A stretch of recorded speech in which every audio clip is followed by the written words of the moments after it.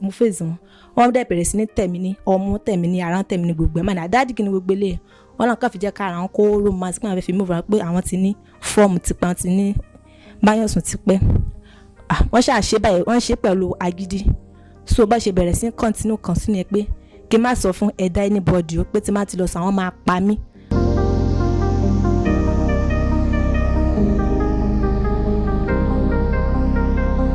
Prophet Adeyemi Adeniran is the founder of Great Tabernacle Miracle Church of God, aka Mountain of Change, Ido-Osun, Egbedore local government area of Osun State. For Esther Olorunlambe, Bukola, and others, the church will forever be their source of sorrow, as their story of enslavement started and ended with the church and its founder.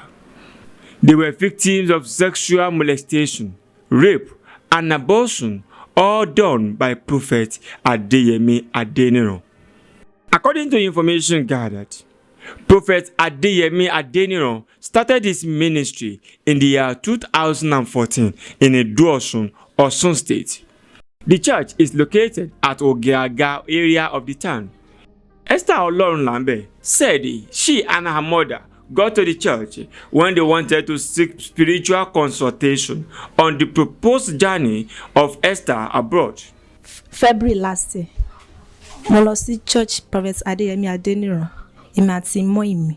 So ìgbà tá a débẹ̀ mọ́ mi sọ pé àwọn fẹ́ rí wọn fún travelers pé ẹnìkan fẹ́ mi travel. So prophet sọ fún wọn pé kò tí ìyá for now pé bó ṣì máa travel out pé bó kọ́ ṣì fi mi sílẹ̀ for now. So wọ́n wá gbé omi kan dání bottle water wọ́n fún mi yẹn sí mi ní ojú. Wọ́n wá ní mọ́mí ọmọ yìí ní ẹgbẹ́ pé deliverance. Mọ́ mi máa sọ fún pé kàn ṣe deliverance ẹ̀ fún ní pé àwọn ń jáde rẹ̀ tó bá ti di ọjọ́ Monday lọ́jọ́ Wednesday pé kàn mú mi wá torí Monday là lọ. So ìgbà tá a débẹ̀ lọ́jọ́ Wednesday wọ́n ṣe program lọ́wọ́ a dúró fún after program. So mọ́mí sì máa lọ bá wọn pé ọmọ tẹ́ni káwọn mú wá fún deliverance. Wọ́n wá ní òkè pé ọmọ yìí tó bá ní máa gbé ní ọ̀dọ̀ àwọn páwọn dẹ̀ máa tọ́jú àwọn márùn ní school pé àwọn ọmọ pọ̀ ní ọ̀dọ̀ àwọn tó ń tọ́ ní school báyìí. Mẹ́wàá sọ pé òkè pé tó bá délé páwọn máa padà wá pé táwọn bá délé táwọn bá sọ̀rọ̀ pé bíyàwó máa gbọ́. So ìgbà tí ọ̀rẹ́ mi kan náà dẹ̀ wà ń bẹ tẹ́lẹ̀ so bí mo ṣe wá rí ọ̀rẹ́ mi yẹn bíbẹ̀ máa ní òkè máa dúró ìgbà tá a délé. So mọ́ mi bá mi sọ̀rọ̀ pé ṣé mo máa dúró máa ní tó bá ti lè tọ́ mi ní school tẹ́lẹ̀ náà máa tọ́ mi tó máa ṣe everything fún pé ẹ mọ̀ pé ẹ̀yin nìkan náà ni kò sí òbí kò sí bàbá kò sí anybody pé ẹ̀yin nìkan náà ni ẹni tí mo ní. So mo ṣàrò pé màá gbé bẹ́ẹ̀ mo kó ẹrù mi wá ní week tó tẹ̀lé mo ń sùn ní church pẹ̀lú èmi àtọ̀rẹ́ mi létà àwọn fún mi ní room pé kí n máa gbé bẹ́ẹ̀. So ìgbà tó wá di March wọ́n kàn pè mí ní àárọ̀ ọjọ́ yẹn pé kí n wá sí ọ̀dọ̀ àwọn mo dẹ̀ dé bẹ́ẹ̀ mo bá wọn tọwọ́ jàlámíà cream colour. So wọ́n á ní pé kí n mú drinks nínú fridge kí n dẹ̀ mú biscuits mo dẹ̀ mú. So mo wá fẹ́ máa lọ wọ́n wá fà mí padà pé kí n dúró mo dẹ̀ dúró mo face wọn dẹ̀ bẹ̀rẹ̀ sí ní tẹ̀mí ní ọmú tẹ̀mí ní ara tẹ̀mí ní gbogbo ẹ̀ mọ́ ní àdáàdì kí ni gbogbo eléyìí wọ́n náà kàn fi jẹ́ kára wọn kó romance pé àwọn fẹ́ fi move wọn pé àwọn ti ní fọ́ọ̀mù tipa wọn ti ní báyọ̀sùn ti pẹ́. Wọ́n ṣàṣe báyìí wọ́n ṣe pẹ̀lú agídí. So bá ṣe bẹ̀rẹ̀ sí continue ẹ̀ pé kí n má sọ fún ẹ̀dá anybody ó pé tí má ti lọ sọ àwọn máa pa mí àwọn dẹ̀ máa rán mi lọ sí ẹ̀wọ̀n àwọn máa ṣe gbogbo ẹ̀ pé àwọn máa pa mí fóbi mi pé ṣé mo fẹ́ kú mọ́ òbí mi lójú ni mo ṣàkóso pé rárá. So wọ́n dẹ̀ bá mi sùn báyẹn tó bá fẹ́ bá mi sùn gan báyẹn ti pàṣẹ wọ́n fi máa bá mi sùn pẹ̀lú èpè pẹ̀lú gbogbo ẹ̀ ẹ ṣe máa pè mí ẹ ṣe máa bá mi sùn gbàmọ́ lè pè mí pa wọ́n á bí báyìí má dẹ̀ lọ má ní lọ bọ́ pátá ìjì ẹ̀ má dẹ̀ lọ bọ̀ still ọmọ akímọ́ dẹ̀ máa bá mi sùn. Dẹ́ pé èmi àti àwọn atajọ́ ń gbé bibẹ̀ ní ọ̀dọ̀ ìgbà yẹn wọ́n lọ sick ẹnìkan mọ́ pé kọ́ wá rẹ́sì ní ọ̀dọ̀ ní Ògolúwa. Àṣàdé bẹ́ẹ̀ ẹni èmi àti ẹni tọ́jọ́ mọ́ lọ obìnrin tájọ́ ń gbé ní orí òkè yẹn ẹni wá fún wa ní room kan bẹ́ẹ̀dì méjì ló wà ń bẹ̀. So àwọn ní pé káwọn sùn bẹ́ẹ̀dì kan kémi àti kejì mi ká sùn bẹ́ẹ̀dì kejì. Ìgbà tó dẹ̀ di òru wọ́n ní pé ká súnmọ́dọ̀ àwọn asúnmọ́dọ̀ wọ́n jókòó sí àárín àwa jókòó sí ẹ̀gbẹ̀gbẹ́ wọ́n sọ pé àwọn fẹ́ fún wa ní agbára àwa ní agbára ní àfárá alágbára tí ìpọ́tọ̀ òfin ní ká wa tí ògùn òfin ní rẹ̀ wá. So ìgbà aṣáàdúrà wá kìzì wa wọ́n kìzì kejì náà wọ́n rò máa sí wa wọ́n tẹ̀ wá lọ wọ́n tẹ̀ wá ní gbogbo ẹ̀ wọ́n ṣàfihàn fọ́tọ̀ tó bá wà sùn ní ọjọ́ ìmọ̀ àti ìkejì mi. So àtìgbà ní pé wọ́n tún sọ wá ní pé àgbọ̀ sọ fún anybody o pé tá a bá sọ fún anybody pé nǹkan tó máa ṣe wá à ń like ẹ pé gbogbo promise táwọn abúlé ṣe àwọn máa àmì àti kejì mi àwọn máa tọ́jú wa gan ní gbogbo wọn tó ń gbé lọ́dọ̀ àwọn a máa yàtọ̀ pé a máa dín láwọ̀ a máa ṣe gbogbo ẹ̀. So àti gẹ̀yẹ́ wọ́n ṣàn bá mi sùn wọ́n bá mi sùn di July 1 nínú oṣù táwa 2021. So ìgbà tó wá di 2021 July tí mo àti bí last month nínú oṣù kẹfà mo gbà mí rí menstruation mi rí menses mo wá lọ ṣe test wá ní mo ti lóyún. Ìgbà yẹn wọ́n dẹ̀ ti lé mi kúrò ní orí òkè tó wọ́n sọ pé ìgbà yẹn wọ́n lé wa kúrò lórí òkè pé àwọn ẹ̀gbọ́n àwọn nìkan lé àwọn. Also, another victim who doesn't want her name to be mentioned spoke with our correspondent undercover. She narrated how she has been under the prophet since the year 2017 and the times they had had their abortions with the prophet. Prophet Adeniran has at different times had carnal knowledge of the victims.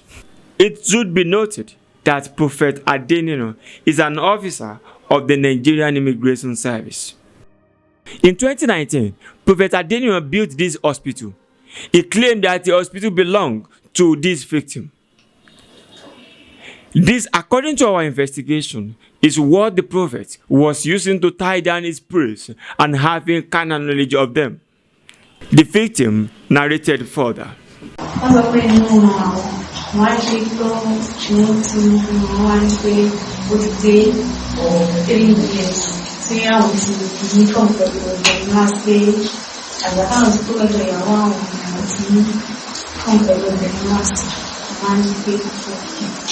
So wọ́n ń pé ṣé àwọn lè fi ọwọ́ ra ẹsẹ̀ wọ́n ń pé wọ́n kọ́ sí àpò wọ́n ń tó sí tó dé tó wọ́n dẹ̀ fọwọ́ ra ẹsẹ̀ àti ìgbẹ́ kó lọ́dọ̀ wọn lọ sí tí mo máa sùn ìgbà tó wá di January 22 ọjọ́ February wọ́n ẹ̀gbọ́n ara mẹ́fà kan pé torí fún òun tó fi sí tí wọ́n á pè ìgbé yìí.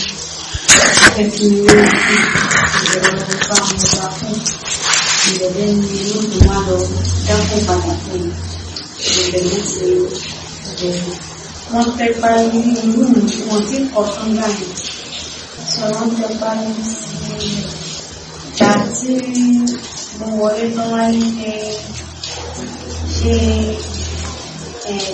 àwọn náà tẹ̀lé wá ní pé ní ìgbà táwọn tẹ̀lé mo lọ sí àwọn ilé blood lára olùdókítà wọn ní pé pé àwọn bẹ́ẹ̀ wọ́n mọ̀ pé àwọn máa ń rí káwọn inú mi ò dùn sí gbọ́ ìgbà tó ṣẹlẹ̀ nígbà yẹn ni pé mo sọ fún wọn mo ní bọ́mí èmi ò lérò pé ó máa lọ sí sex èmi bóyá pé wọ́n fọwọ́ àyàn tára ni wọ́n fi wà òkè kọ́tẹ́ mi pé kọ́ máa ìgbà tí òfin yẹn ti kún káàkiri gbogbo ìlú táwọn onílẹ̀ sọ pé àtẹnìkẹ̀ máa ń gbé kọ́ máa rò lè kìí pé wọ́n ti ní ìgbà tó lédì yẹn náà fẹ́ẹ́fẹ́ wọ́n á gbé ìdí ìgbà tó fi máa kí lédì yẹn fi máa kó wá sọ́dọ̀ wọn permanent pé wọ́n sì lè máa bóyá ẹ̀ka àwọn tó wà òkè pé wọ́n sì lè máa ṣe òun yẹn ní ìgbọ́tẹ̀mí first one 2018 second one 2019 first one wọ́n mú lọ sọ́dọ̀ àbúrò fún àwọn